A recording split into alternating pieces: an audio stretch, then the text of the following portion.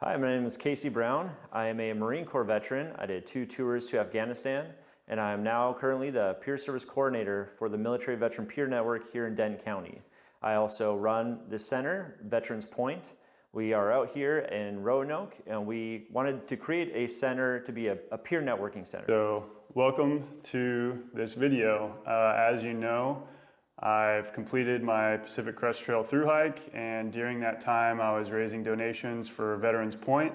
I'm here with Kasey, who is kind of the operator for Veterans Point, and I'm going to let him describe his role a little bit more. So Kasey, what is it exactly that you're involved with here at Veterans Point? Sure. So I work for an organization called the Military Veteran Peer Network. I am the peer service coordinator for Denton County specific.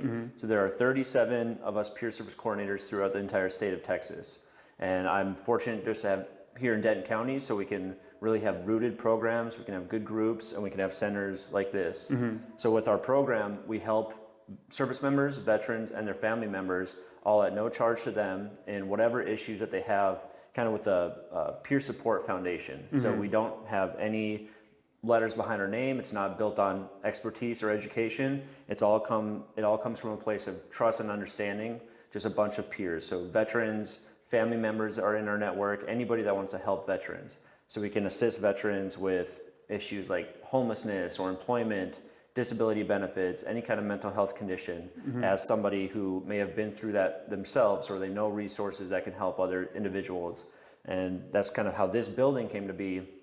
We wanted a peer networking center that veterans or family members could come here and just meet other veterans, meet other like-minded people to find new perspectives or answers to some of the problems that they have. So we developed this center to really be a place where you can come in with no stigma attached to it. You can spend the whole day here with all these different rooms that we have, all these different options that we have for care and for services. Okay, and so whenever you say peer network group, what does that mean specifically? And what kind of like events or workshops do you guys host? Sure. So there's a couple different avenues of approach that we are able to assist. One is direct peer support, one-on-one peer support. So that could be a referral from another organization of a veteran that's in need or a family member that's in need, and we could work directly with them, either myself, my assistant, or any of our volunteers that we have. If there's a veteran that comes to us with, say, substance use disorder, we can have somebody that's in our network, one of our volunteers that has a prior experience with substance use or Alcoholics Anonymous, and they can connect on the peer level and try to seek assistance, try to let them share their story, and maybe something that they've lived through will be able to help that veteran. So that's the one option, one-on-one peer support. Next are peer groups. So kind of similar to that one-on-one peer support, except now we're in a peer setting, or a group setting rather, and we have different perspectives. Numerous people are in there. We have all kinds of different groups, a male-only veteran peer group, a female veteran peer group, a spouse peer group. We do alternative peer groups like fitness groups and art groups, and that just kind of gives whatever the veterans want, whatever it takes for them to really open up and drop some of those barriers. We want to be able to facilitate a group for them. And lastly, we have events and outings. So the outings the goal behind them is to build camaraderie with all the veterans that we come across. If we can create kind of a unit cohesion, that the name network, if we can create that network with a bunch of veterans, the same network that they had when they were service members, and the reason why a lot of these issues don't surface until they get out of the military service and are in the veteran state of mind, now we can create that network for them. We can create that unit cohesion, build that camaraderie by doing things like outdoor outings. We can take veterans hunting and fishing and camping, kayaking, golfing, bowling, whatever the veterans want, we can be there to facilitate that. And the events kind of take on more of a community aspect. So those events that we hold are for people that may not be familiar with our network. Somebody that is just out there maybe searching Facebook or searching Eventbrite and comes across one of our events. Our next one is the Christmas event, Breakfast with Santa. So each year we get a bunch of gifts from Toys for Tots, Daughters of the American Revolution, all these other supporters of ours that give us toys, and then we hold a breakfast a warm meal that we can give out to all the veterans in attendance. They bring their family members. There's no stigma attached to it. They don't have to talk about their feelings, their trauma, or any of their emotions. They can just come and be around other veterans. And then we give all the children those toys. And this year, the Denton County Veteran Coalition is providing additional meal kits for those family members, or those families rather, who are really in need. So they can have a meal for dinner for the next week for actual Christmas. And again, the purpose behind those big events is just to build that camaraderie, bring people out that may be isolating, and if they can come, they can meet the network, they can meet like-minded individuals, and start to build that relationship with them, build that friendship, and then that's just another protective factor against suicide, against depression, against anxiety, and that's what we want to try to create in our community. Can you tell me a little bit about your service experience and kind of how you came to be associated with Veterans Point? Yeah, absolutely. So I was in the Marine Corps, 2 tours to Afghanistan, and I got out in 2013 and moved here to Texas. My last duty station was in Hawaii. And I came here and I didn't have any friends, I didn't have any family. My wife, she had her aunt and uncle that lived here, so we were really away from everybody. All my friends, all those connections that I had to start from scratch. And I kind of pushed all the military to the side. I said, that chapter's closed in my life. I'm going to be a civilian now. And I'm never going to be a civilian. I'm always going to be a veteran. There's going to be something different from my past experience. It's going to shape how I view the world and how I interact with it. And for about 3 years, I tried just pushing all that away. I didn't relive any of my trauma. I didn't process through anything that I've experienced in my past. And it got to the point where it was not a good place. I was extremely numb to any emotion. I was desensitized to a lot of things. The good things, happiness and joy, the bad things, I couldn't feel sadness. I didn't feel fear really. So I was just completely numb. And there was one instance where it really opened up my eyes to see that something needs to change. And it was in 2016, my old unit in Hawaii, my Marine Corps unit, they had 2 helicopters that crashed and killed all 12 Marines on board. And I deployed with a couple of them, and I didn't feel anything. I was numb. I was completely like, all right, that's just what happens. I wasn't sad. I didn't feel sorrow.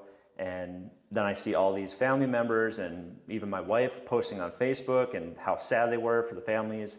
And that was the time I went to my wife and I said, hey, is it normal that I don't feel anything when I know people that died? Like, I don't feel sadness.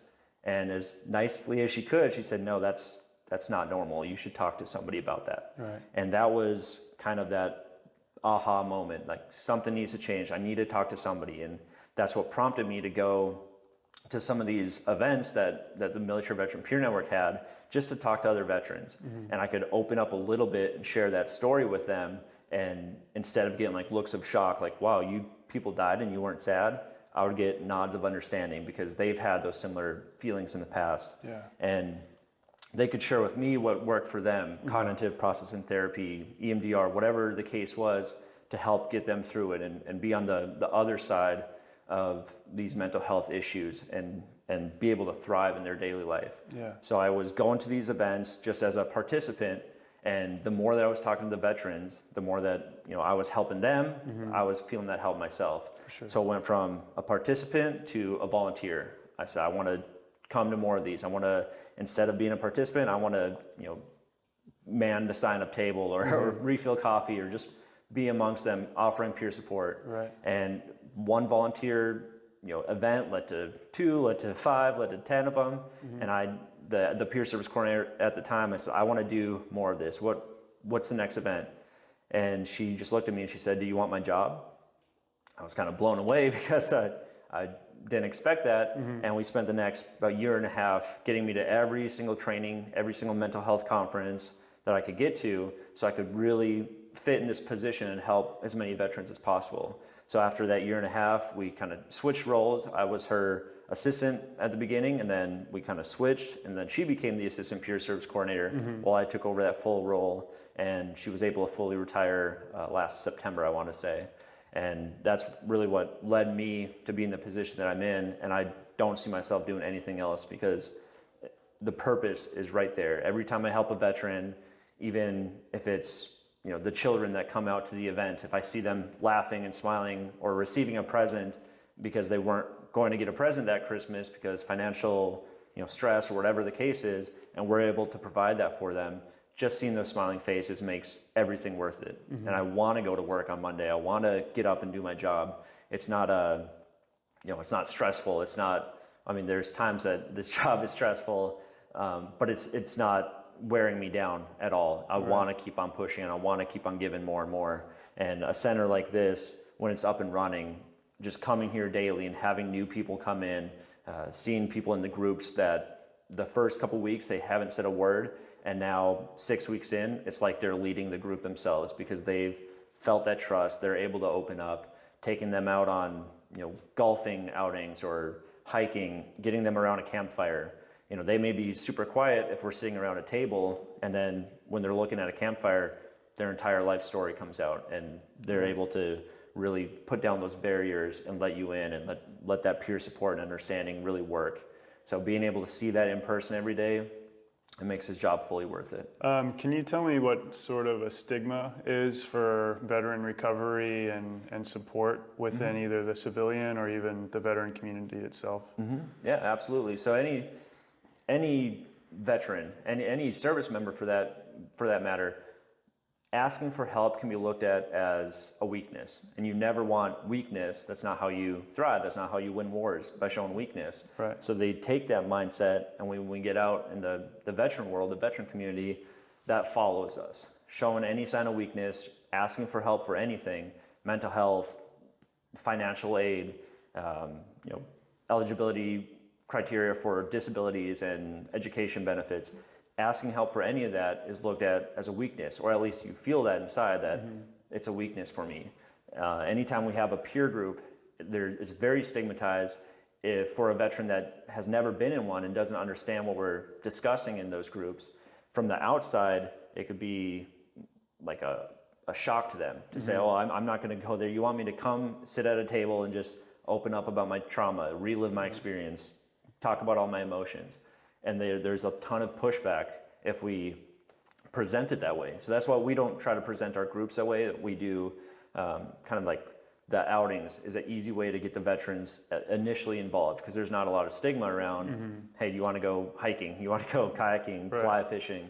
And once they come into that and they realize what this looks like, what peer support really looks like, we're not judging them. We're not trying to assess a mental health condition. We're just offering support, and we're offering hope. And that stigma that they have kind of inside starts to go down a bit, and they're able to share their story. And then just by sharing their own story, just that ability to share some of those things, to open some of those doors that they've left shut in the past, they can see how their experiences can help other veterans. So coming to a group as a participant, they start to understand, hey, I can help other people while I'm receiving help myself. Right. And they start to lower the stigma for others around them. And it's kind of like a domino effect of how many people can be helped just from sharing your experiences. Yeah. So anytime we can lower that stigma, or at least have events, have outings to where there's no stigma attached, kind of like to hook them and get them in the door, and then they can open up and understand what it is we do and start coming to peer groups, start coming to some of the more I don't want to say clinical things, but the more in-depth, the deep conversations that we have, they are able to open up when there's not that stigma attached. Yeah, that's great. What do you think the biggest barrier for you has been within the community or running a place like Veterans Point? Specific to this location, Veterans Point, the transportation is definitely the biggest barrier. Being down in this area, there's a specific reason why we did that is because there's so many services up in the heart of Denton. There's tons of services down in Fort Worth and Tarrant County, and there's kind of this gap. And right in the middle, that's where we decided to put this veteran center to hit some of those rural areas, some of those veterans that can't get out there if they have transportation needs. They can't get up to Denton, they can't get down to Tarrant County, and they can come here and utilize the facility. Now that's the good part. The bad part is that being away from those two big cities, there's not a lot of mass transportation that comes down here. There's no trains that come down this way. There's no buses. We've had conversations with the Denton County Transportation Authority, SPAN, to make this a stop, and we just need enough need for them to really make this a stop. If we can have certain things work for us, if we can put some signage out on the main highways and main roads, we may start getting that traffic to where it allocates a bus stop or something like that. But really the transportation, getting veterans out here that need it the most, that's been the biggest barrier for this specific area. Nice. How can people watching this get involved, or even other veterans that maybe aren't from North Texas that want to reach out to a peer group? What kind of resources would you recommend to them? Yeah, so we have our website, milvetpeer.net. So Milvet Peer Network, milvetpeer.net. On that website, that is our main Texas Veteran Commission owned website.